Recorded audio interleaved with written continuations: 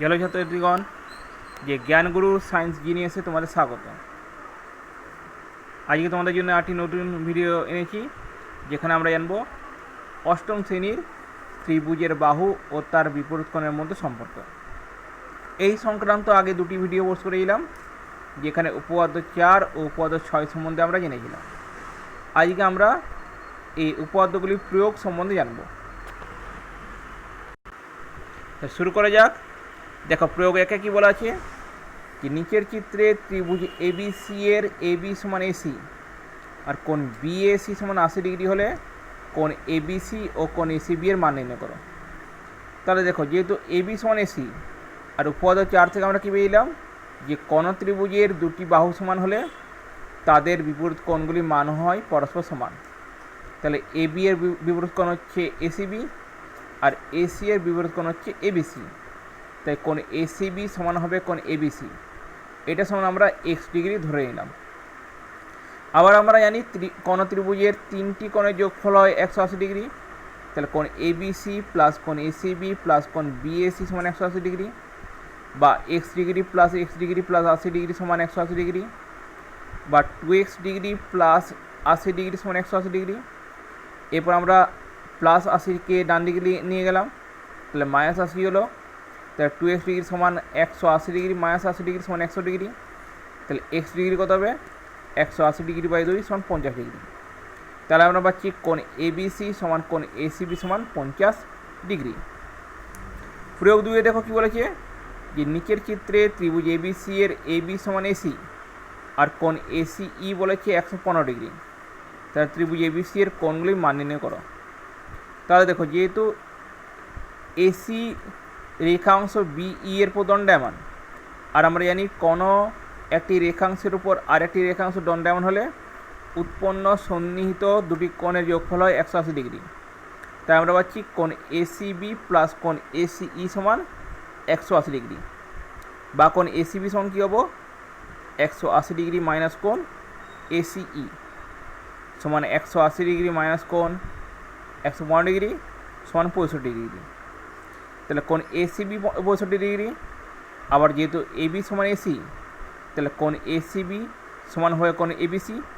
যেহেতু কোণ এসিবি হচ্ছে 65 ডিগ্রি, তাহলে কোণ এবিসি হবে 65 ডিগ্রি। তাহলে কোণ বিএসি কত হবে, কোণ বিএসি হচ্ছে 180 থেকে বাকি দুটি কোণের বিয়োগফল, কারণ ত্রিভুজে তিনটি কোণের যোগফল যেহেতু 180 ডিগ্রি হয়। তাহলে 180 degree minus 65 degree plus 65 degree সমান 180 ডিগ্রি মাইনাস 130 ডিগ্রি সমান 50 ডিগ্রি। এরপর দেখো প্রয়োগ 3। প্রয়োগ 3 কী বলেছে, একটি স্থূলকোণী সমদ্বিবাহু ত্রিভুজের প্রতিটি সূক্ষ্মকোণের পরিমাপ স্থূলকোণের 1/3 অংশ। তাই ত্রিভুজের কোণগুলির মান নির্ণয় করো। এক্ষেত্রে দেখো, আমরা একটা স্থূলকোণী ত্রিভুজ এঁকেছি এবিসি, যার কোণ বিএসিটা হচ্ছে স্থূলকোণ আর এবি সমান হচ্ছে এসি। তাহলে যেহেতু এবি সমান এসি, তাই আমরা পাচ্ছি কোণ এসিবি সমান কোণ এবিসি সমান এক্স ডিগ্রি ধরে নিলাম। আবার সূক্ষ্মকোণের মানগুলি হচ্ছে স্থূলকোণের 1/3 অংশ। তাহলে আমরা উল্টো দিয়ে বলতে পারি স্থূলকোণের মানটা হবে সূক্ষ্মকোণের 3 গুণ। তাই আমরা কোণ বিএসি সমান ধরলাম 3 গুণিতক এক্স ডিগ্রি, মানে 3x ডিগ্রি। আবার আমরা জানি ত্রিভুজের তিনটি কোণের যোগফল হয় 180 ডিগ্রি। তাহলে কোণ এবিসি প্লাস কোণ এসিবি প্লাস কোণ বিএসি সমান 180 ডিগ্রি, বা x degree plus 3x degree সমান 180 ডিগ্রি। এই এক্স ডিগ্রি আর 3x ডিগ্রি যোগ করলে হয় 5x ডিগ্রি সমান 180 ডিগ্রি, বা এক্স ডিগ্রি সমান 180 ডিগ্রি বাই 5 সমান 36 ডিগ্রি। তার মানে কোণ এবিসি সমান হচ্ছে কোণ এসিবি সমান 36 ডিগ্রি, যেহেতু এগুলো আমরা এক্স ডিগ্রি ধরে নিলাম। আর কোণ বিএসি কত হবে, 3x ডিগ্রি, মানে 3 গুণিত 36 ডিগ্রি সমান 108 ডিগ্রি। এরপর দেখো প্রয়োগ 4। প্রয়োগ 4 কী বলেছে, যে প্রমাণ করে যে একটি সমদ্বিবাহু ত্রিভুজের শীর্ষ কোণের সমদ্বিখণ্ডক ভূমিকে লম্বভাবে সমদ্বিখণ্ডিত করে। তাহলে দেখো, এখানে আমরা একটা ত্রিভুজ এঁকেছি এবিসি, যার এবি সমান হচ্ছে এসি, তো শীর্ষ কোণ কোণটি বিএসি। তাহলে বিএসি কোণের আমরা সমদ্বিখণ্ডক যেটা হচ্ছে সেটা হচ্ছে এডি। তাহলে এডি যে সমদ্বিখণ্ড আমাদের প্রমাণ করতে হচ্ছে সেটা যে ভূমি আছে বিসি, বিসিকে লম্বভাবে সমদ্বিখণ্ডিত করে, অর্থাৎ এডি হবে বিসি এর উপর লম্ব, আবার এডি বিসিকে সমদ্বিখণ্ডিত করবে, অর্থাৎ বিডি সমান হবে ডিসি, মানে ডিটা হচ্ছে বিসি এর মধ্যবিন্দু। তাহলে দেখো প্রমাণ কীভাবে করছি, আগে আমরা ত্রিভুজ এবিডি আর ত্রিভুজ এসিডিকে সর্বসম প্রমাণ করছি।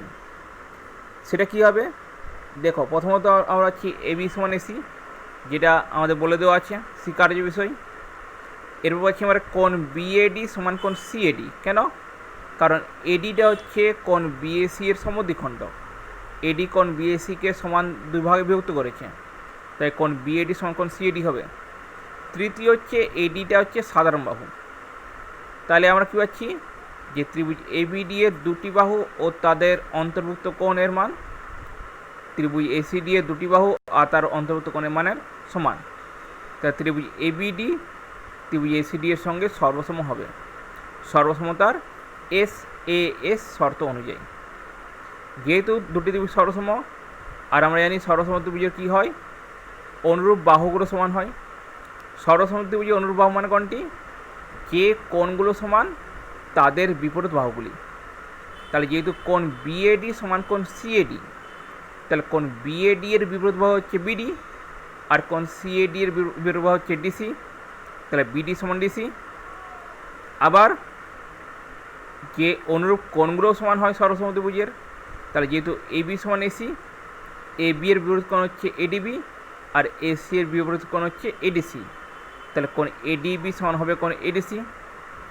যেহেতু এডিবিসি এর উপর দণ্ডায়মান, আর তার ফলে উৎপন্ন হয়েছে এই দুটি সন্নিহিত কোণ এডিবি আর এডিসি, তাহলে এডিবি আর এডিসি এর যোগফল কত? 180 ডিগ্রি।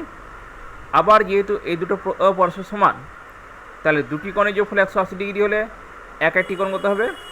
180 ডিগ্রি বাই 2 সমান 90 ডিগ্রি। তাহলে যেহেতু কোণ এডিবি আর কোণ এডিসি দুটোই হচ্ছে 90 ডিগ্রি, তার মানে এডি হবে বিসির উপর লম্ব। এরপর দেখো প্রয়োগ 5।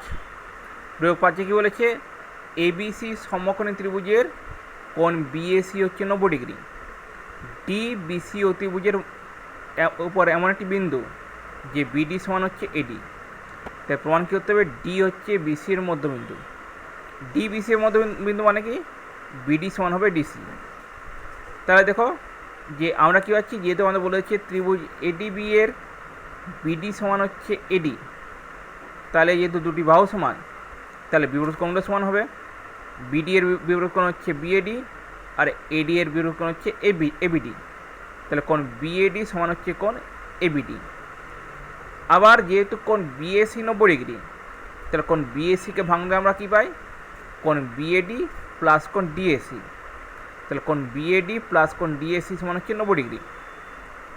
আবার আমরা জানি সমকোণী ত্রিভুজের সমকোণ বাদ দিয়ে বাকি দুটি কোণ হচ্ছে সূক্ষ্মকোণ, আর যেহেতু ত্রিভুজের তিনটি কোণের যোগফল 180 ডিগ্রি হয়, তাহলে যেটা সমকোণ অর্থাৎ 90 ডিগ্রি বাদ দিলে বাকি দুটি কোণের যোগফল থাকে 90 ডিগ্রি, অর্থাৎ সমকোণী ত্রিভুজের সূক্ষ্মকোণ দুটির যোগফল 90 ডিগ্রি হয়।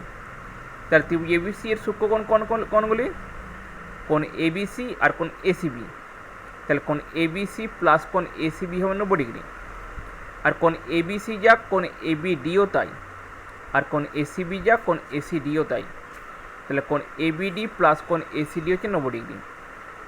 তাহলে দেখো যদি আমরা 1 আর 2 এর মধ্যে তুলনা করি, তো কোণ ডিএসি প্লাস কোণ বিএডি 90 ডিগ্রি, আবার কোণ এবিডি প্লাস কোণ এসিডি 90 ডিগ্রি, তাহলে কোণ ডিএসি প্লাস কোণ বিএডি সমান কী বলবো? কোণ এবিডি প্লাস কোণ এসিডি। তাহলে যেহেতু কোণ বিএডি আর কোণ এবিডি সমান, তাহলে কোণ ডিএসি আর কোণ এসিডি হবে সমান। তাহলে কোণ ডিএসি আর কোণ এসিডি সমান, তাহলে দেখো ত্রিভুজ এসিডি এর কোণ ডিএসি আর কোণ এসিডি সমান, তাহলে এদের বিপরীত বাহুটা সমান হবে। তাহলে আমরা পাচ্ছি ডিসি সমান এডি। আবার যেহেতু আমাদের বলে দিয়েছে বিডি সমান এডি, তাহলে তুলনা করলে আমরা কী পাবো?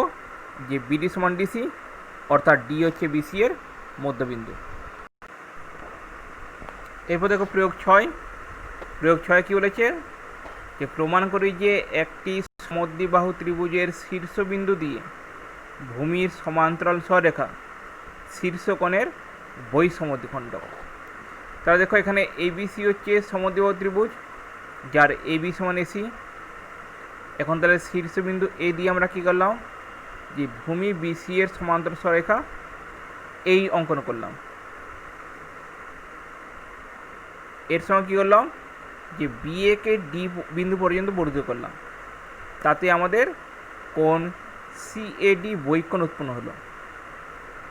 তাইলে আমাদের প্রমাণ কি করতে হচ্ছে, যে এইটা হচ্ছে কোণ বিএসি এর সমদ্বিখণ্ডক, বহিঃসমদ্বিখণ্ডক, আর কোণ বিএসি এর বহিকোণ কোণটি কোণ সিএডি। তার মানে আমাদের প্রমাণ করতে হবে এইটা হচ্ছে কোণ সিএডি এর সমদ্বিখণ্ডক, অর্থাৎ কোণ সিএই সমান কোণ ডিএই। এবার দেখো প্রমাণ কীভাবে করছি।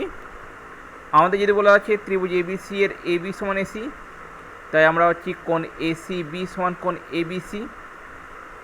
আবার যেহেতু এই সমান্তরাল বিসি, সিএ হচ্ছে ভেদক, তাই আমরা কী পাচ্ছি, কোণ সিএই সমান কোণ এসিবি, যেহেতু এরা হচ্ছে একান্তর কোণ। অন্যদিকে আবার দেখো এই সমান্তরাল বিসি বিডি ভেদক, তাহলে আমরা পাবো কোণ ডিএই সমান কোণ এবিসি, এরা হচ্ছে অনুরূপ কোণ। তাহলে প্রথম ক্ষেত্রে পেলাম কোণ সিএই সমান কোণ এসিবি, দ্বিতীয় ক্ষেত্রে পেলাম কোণ ডিএই সমান কোণ এবিসি। যেহেতু কোণ এসিবি আর কোণ এবিসি সমান, তাহলে কোণ সিএই আর কোণ ডিএই হবে সমান। তাহলে যেহেতু কোণ সিএই আর কোণ ডিএই সমান হচ্ছে, তার মানে এইটা হবে কোণ সিএডি এর সমদ্বিখণ্ডক, অর্থাৎ কোণ বিএসি এর বহিঃসমদ্বিখণ্ডক। এরপর দেখো প্রয়োগ 7। প্রয়োগ 7 কী বলেছে, যে দুটি সরেখাংশ এবি আর সিডি পরস্পরকে ও বিন্দুতে ছেদ করেছে। তার প্রমাণ কী করতে হচ্ছে, যে ত্রিভুজ এওডি আর ত্রিভুজ বিওসি হচ্ছে সর্বসম।